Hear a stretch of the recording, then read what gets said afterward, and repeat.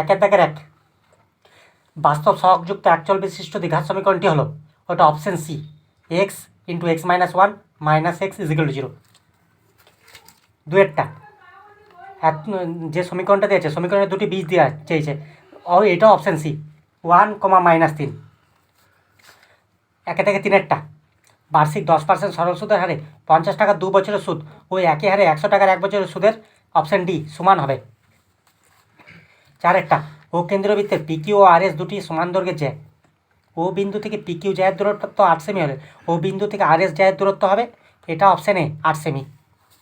পাঁচেরটা, ও কেন্দ্রীয় বৃত্তের বহিস্থ পি বিন্দু থেকে অঙ্কিত স্পর্শক বৃত্তকে কিউ বিন্দুতে স্পর্শ করেছে, ও কিউ সমান 9 সেমি, পিও সমান 15 সেমি হলে পি কিউ এর দৈর্ঘ্য হবে, এটা অপশান বি, √15² - 9² সেমি।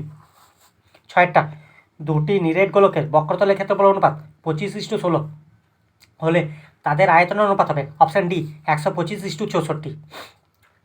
সাতেরটা, দুটি বৃত্ত পরস্পরকে সি বিন্দুতে স্পর্শ করেছে, এ বি বৃত্ত দুটির একটি সাধারণ স্পর্শক, বৃত্ত দুটিকে এ ও বি বিন্দুতে স্পর্শ করে, কোণ এ সি বি এর পরিমাণ হলো, এটা অপশান ডি 90।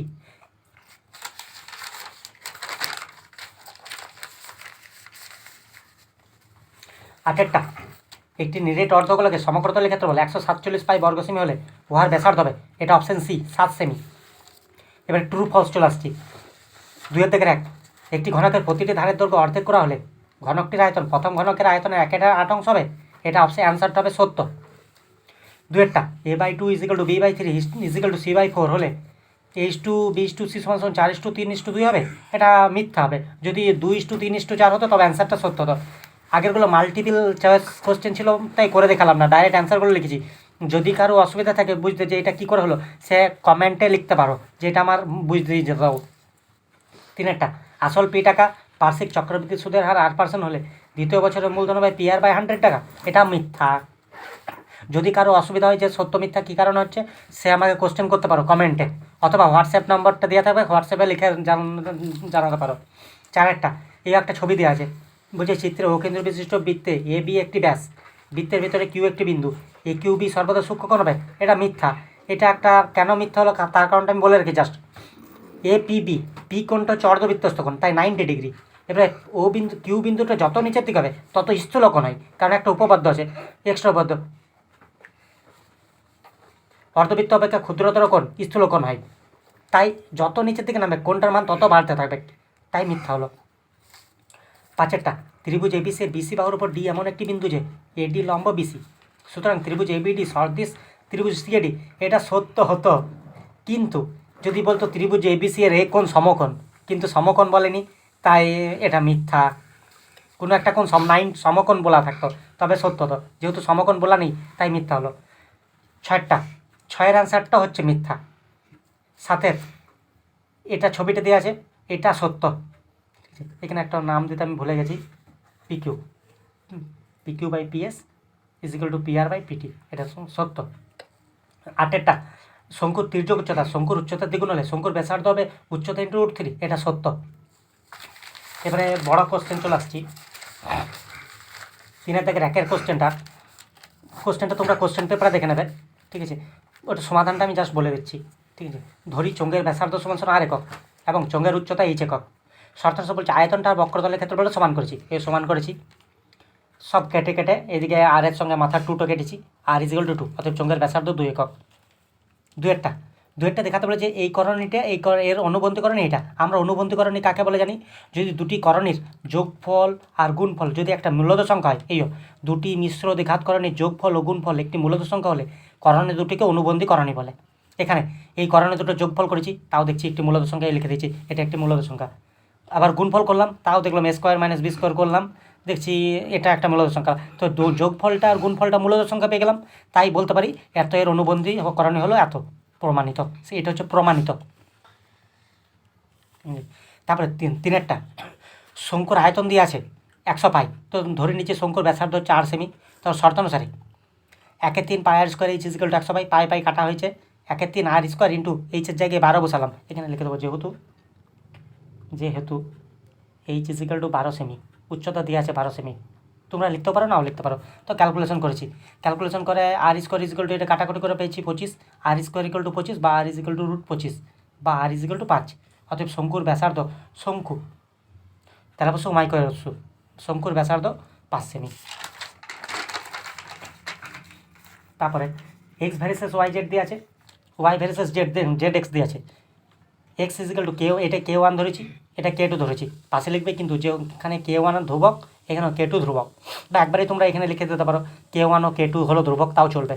এখানে ওয়াই আছে, ওয়াইয়ের মানটা এখানে বসাইছি, ব্র্যাকেট দিচ্ছি K1 পুটকুনি K2 Z X into Z, ব্র্যাকেটটা খুললাম মানে গুণ করলাম, তারপর যে এক্স এক্স কেটে গেল, সেই জন্য 1 ইজিক্যাল টু এটা লিখেছি, ঘুরোই লিখলাম, জেড স্কোয়ার মানটা বার করেছি, বা জেড ইজিক্যাল টু রুট করেছি, বা জেড ইজিক্যাল টু ধ্রুবক প্রমাণিত, ওইটাই দেখাতে বলেছে জেডের মান ধ্রুবক। তারপরে 5-এরটা বলেছে মোট আয়ের 2/5 অংশ এ বেশি কাজের অনুপাতে ভাগ করবে। একটা ফার্স্টে মোট আয়ের 2/5 অংশটা বার করেছি, কাটাকুটি করে ফেললাম 11,704। এও বিএসসি এর তারপর কাজের অনুপাতটা বার করেছি 3:2:2, মোট অনুপাত করলাম, এর কাজের আনুপাতিক ভাগটা বার করলাম 3/7, বি এর কাজের আনুপাতিকটা ভাগ বার করলাম 2/7। এ পাবে আর বি পাবে, সি এর কোনো কাজ বলেনি তাই সি এর আমরা বার করিনি, সিটা না বার করলেও চলবে। এ পেলেও দেখলাম 5,016 টাকা, আর বি পেলাম দেখলাম যে 3,344 টাকা, তাই এ এর আয় বি এর আয় থেকে কত বেশি হবে, বিয়োগ করে দিলাম 1,672 টাকা বেশি হবে। তারপরে 6-টা চঙ্গ শঙ্কুর ভূমিতলে ব্যাসার্ধের দৈর্ঘ্য অনুপাত বলেছে 3r একক আর 3:4 দিয়েছিল, তাই 3r আর 4r ধরলাম, আর উচ্চতা ধরে নিলাম H1 একক আর H2 একক। শর্ত অনুসারে এটা হচ্ছে পাই ইন্টু 3r তার whole square into H1 by 1/3 pi into 4r তার whole square into H2 equal to 9/8। কাটাকাটি করেছি, এটা 9r স্কোয়ার H1, এটা 1/3 16r square into H2 equal to 9/8, আর স্কোয়ার কেটে গেল, এটা 27 কী করে হলো বলো তো, 3টে উপরে চলে গেল, 9×3 = 27, এই 27 এর 16টা এদিকে উল্টে গেছে, 16 27 2/3, অতএব তাদের উচ্চতার অনুপাত 2:3।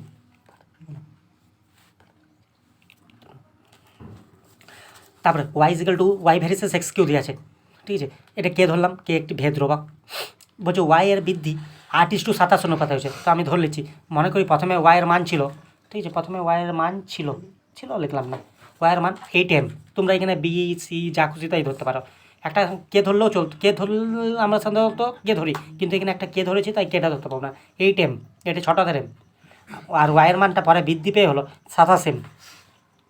তারপর ওয়াইয়ের জায়গায় 8m বসালাম, মানটা বসালাম, K X Q equal to 8m, X Q এর মানটা 8m বাই কে, বা এক্স ইজিক্যাল টু, এটা হচ্ছে কিউ রুটের চিহ্নটা এরকম দেবে, আগে রুট দেবে ভিতরে, এখানে কিউ রুট অফ 8m।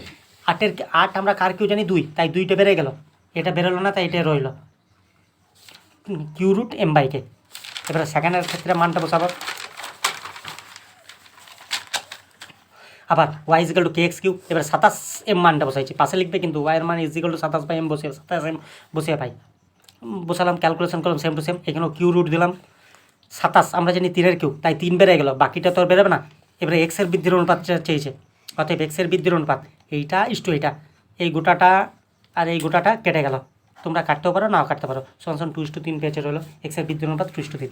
তারপরে 4-1 একটা উপপাদ্য দিয়েছে, ঠিক আছে, উপপাদ্যটা আমরা লিখলাম না, বই আছে বলে, উপপাদ্য 38, তোমরা টেক্সট বুকের পেজ 164 খুলবে, একদম করে দিয়ে আছে, ওটা লিখে নেবে। 4-2 উপপাদ্য 41, পেজ 211 খুলবে টেক্সট বুকের, উপপাদ্য 41টা লিখলেই হবে। 5-1 একটা সরল সুদ কষার অঙ্ক দিয়েছে, আই ইজিক্যাল টু PTR/100, আইয়ের জায়গায় 168 বলেছে বসালাম, পি এর জায়গায় 600 বলেছে, টিতে চেয়েছে 4, ক্যালকুলেশন করে টি ইজিক্যাল টু 7 বছর, অতএব নির্ণয় সময় সমান 7 বছর। তারপরে লাস্ট অঙ্ক, মূলধন x টাকা ধরলাম, সমল চক্রবর্তী ফর্মুলা কি, a equal to p 1 + r/100 to the power n, a equal to x 1 + r এর জায়গায় মানটা বসালাম, ক্যালকুলেশন করে গেছি, এখানে কাটাকাটি করে গেছি, 21 441/400, শর্ত অনুসারে এইটা ইজিক্যাল টু 3528 দিয়ে আছে, যে সমল চক্রবৃদ্ধি 3528, তাই ক্যালকুলেশন করেছি, এটা 1000 বার কাটবে না, 3 দিয়ে ডাইরেক্ট কাটবে না। দেখো একটা জিনিস, 441কে যদি 8 দিয়ে গুণ করি, লক্ষ্য করবে কত আছে, কাটাকাটি নিয়ম, 8-1 8, 8-4 32, 8-4 32, 7-3 35, 3-5-2-8 আসছে, তাই ডাইরেক্ট কেটে গেছি, সুবিধা হচ্ছে। অনেকেই কী করে, এটা 3 দিয়ে কাটলো একবার, তো 7 দিয়ে কাটলো, এত ঝামেলা করলে পরীক্ষার খাতে টাইমও ওয়েস্ট হবে, সব কিছু ওয়েস্ট হবে, তাই ডাইরেক্ট কেটে দেবে 3200, অতএব নির্ণয় মূলধন 3200 টাকা। ভিডিওটি যদি আপনাদের ভালো লেগে থাকে তো অবশ্যই চ্যানেলটি সাবস্ক্রাইব করবেন আর লাইক করবেন, আর কোনো জায়গায় যদি বুঝতে না পারো অবশ্যই হোয়াটসঅ্যাপ নাম্বারে কল করতে পারো, পাশে হোয়াটসঅ্যাপ নাম্বারটা দেওয়া আছে।